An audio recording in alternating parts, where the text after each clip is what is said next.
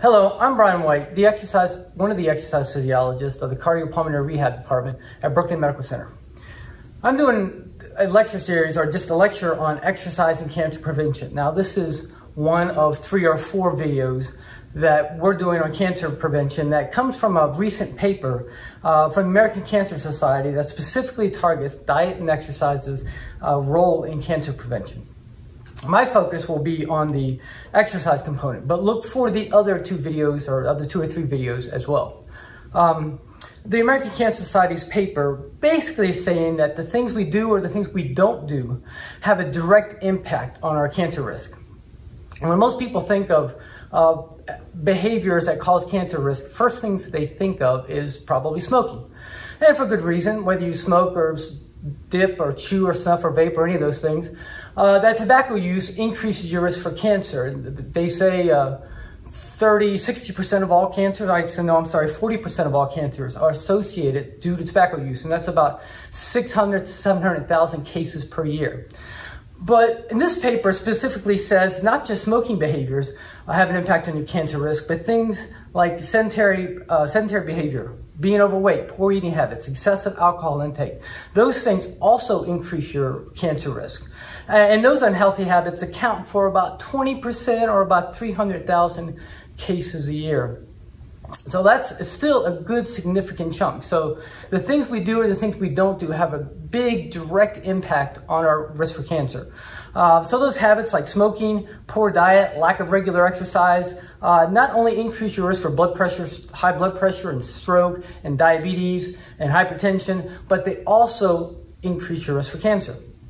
So doing the things that we should do to decrease our risk for all those things also decreases our risk for cancer. So it's a double benefit. So it's like you get 2 for 1 or 3 for 1. So if you exercise, you also decrease your risk for all those diseases, not just decreasing your risk for cancer.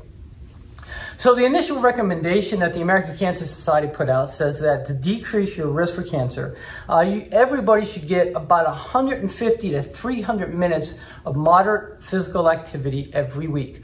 Now, I know that sounds like a lot, but if you break it down per day, it's only about 20 to 40 minutes of moderate aerobic exercise every day. And I would you could break that down even a little further. So if you were to do 10 minutes twice a day, if that was a little easier for you. And if you're new to exercise, I would, and haven't done it before, or have conditions you need to be aware of, I would rather you break up that exercise anyway. It would be a little easier on you to do that, as opposed to try to do the weekend warrior thing and try to cram all 300 minutes of exercise in 1 or 2 days on the weekend. The weekend warrior things is basically how people get hurt. So you want to take it nice and slow and easy to start, and see how your body tolerates the exercise. Then you can slowly progress that exercise and build up your time and intensity. And that's the best way to progress your exercises and to ease into the exercises and decrease your risk of getting hurt. But you really want to make sure you get in that time of exercise. And one specific thing that it mentions is it says moderate aerobic exercise. Now, what does moderate mean? And one thing I like to say, basically, it's not too hard, but not too easy. And I know that's kind of vague. One thing I like to tell people is to try to use what's called the talk test. Now, if you're exercising and you're so breathless you can't carry on a conversation with somebody, that probably means you're working too hard. But on that same note, if you can sing, you might not be working hard enough. So, and another thing that I would tell people, when I was coaching cross country, middle school kids just starting out running, one thing I would have them do to kind of moderate their running so they didn't overdo it, especially early in the season, would be that I'd have the kids would buddy up with people they didn't know in their class, and I would have them run. And the object was, when they got back from their run, I would ask them questions about their buddy, whoever they were running with. You know, what's your favorite subject in school? You have any pets? You have any siblings? What your mom and dad do? That sort of thing. And the idea was to get the kids to talk while they were running. That would self-regulate their activity. So if they could come back and they couldn't answer the questions about their running buddy, they had to go run some more. So that was just to encourage them to talk to their running partner to help moderate their activity. So you can do the same thing when you're exercising, just to use that as a quick reference. If you can carry on a conversation, you're probably doing okay. But most of us nowadays, a lot of people have all these fancy watches, and they have a way for you to monitor your heart rate with these things. So if you're not on medicines that affect your heart rate, some blood pressure medicines will affect your heart rate, specifically slowing it down, or on breathing treatments like nebulizers or inhalers, which will usually increase your heart rate. If you're not on any of those types of medicines, then you could probably use your heart rate as a good indicator of how hard you should be exercising.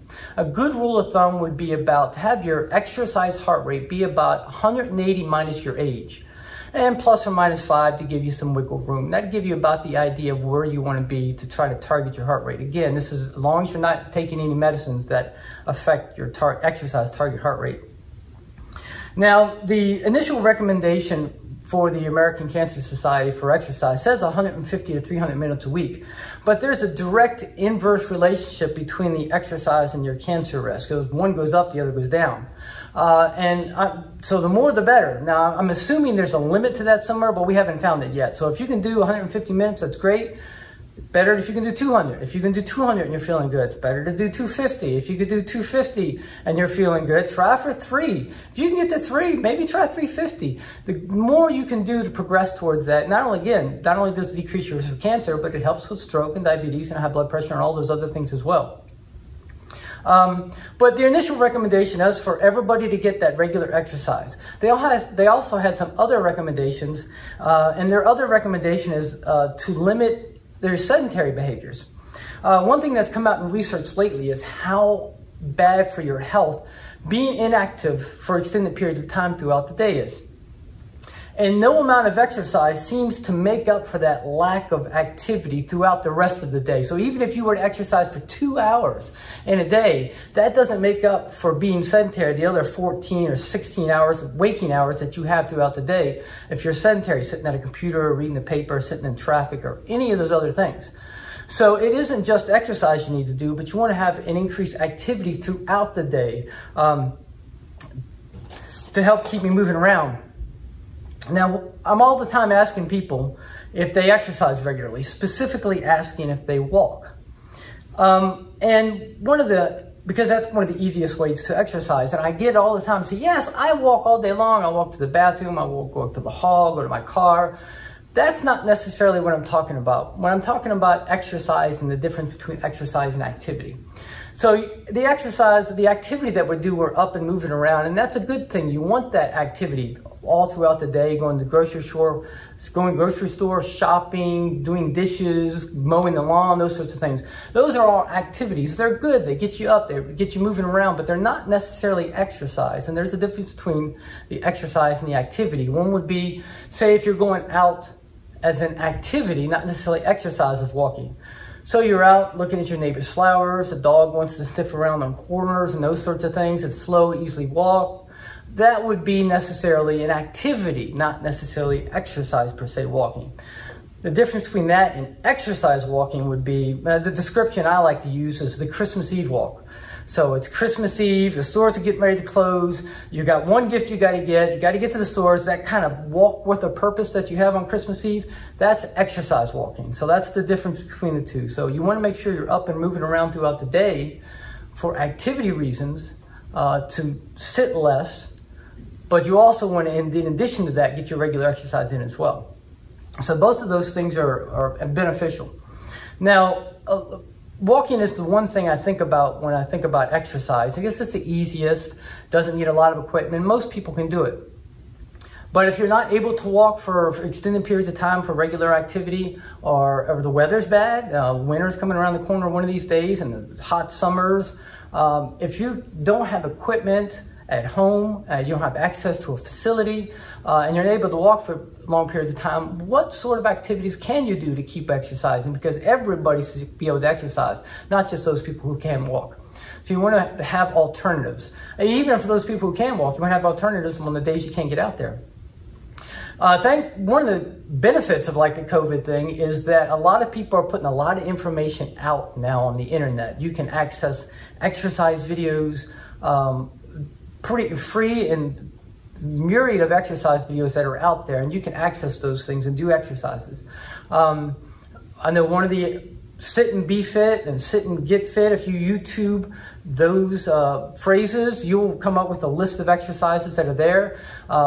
The Wellness Center at Berkeley Medical Center has hundreds of videos that they've done over the times that the gym has been closed to do, they filmed exercises for people to do at home.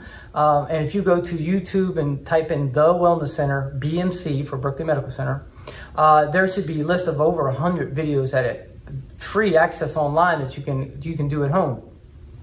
But even if you don't have access to those things, just any kind of movement would be beneficial. I did a lecture series one time for nurses, and I was talking to them about having exercise, making sure their patients exercise regularly, really to encourage it to their patients. And the question came up, what if they don't have access to equipment? They don't have a facility they can go to. They have a hard time walking because their knees hurt.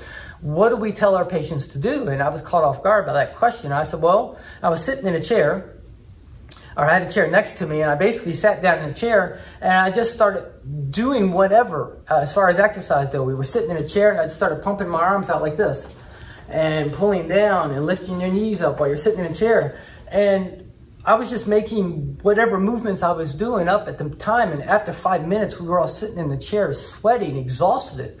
You don't have to get out and do any sort of activity. You can do it right in your chair. Just simple activities like a modified jumping jack, on the sitting in a chair, just tapping your feet out to the side, tap your toes. And again, a lot of that, what I'm talking about is on those videos that you have access to online if you do have access to the internet. But any kind of movement is beneficial. One example I would give sometimes to my patients at cardiac rehab is basically exercises using large muscle groups. It's rhythmic in nature, got a good beat, you can dance to it. Get your heart rate up a little bit. If it's something you can do for sustained activity.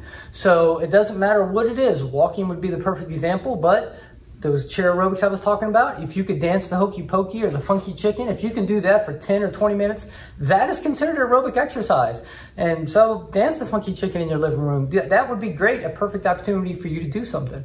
As long as nobody's watching, you got them shades drawn. So regular exercise, and again, not just exercise, but sitting less, activity throughout the day. Every hour you should get up and do some sort of activity.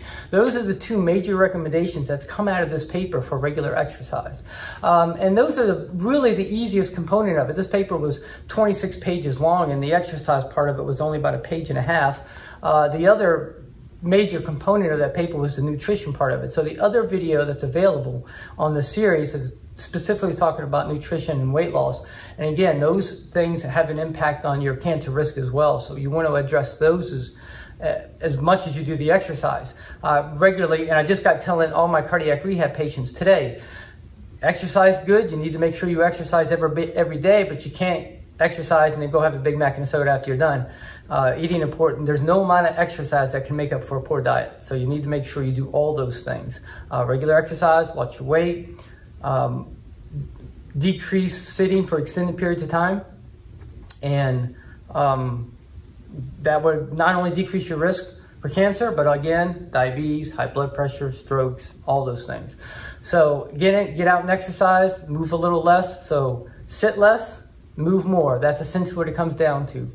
So if you do have any questions in reference to this or any of the other videos we place, please post comments on the Facebook page, and we'll try to get back to you as best we can. Thank you so much for your time. Get out there and move, and make sure you eat a good, healthy diet. Thank you so much for your time. You all have a good day.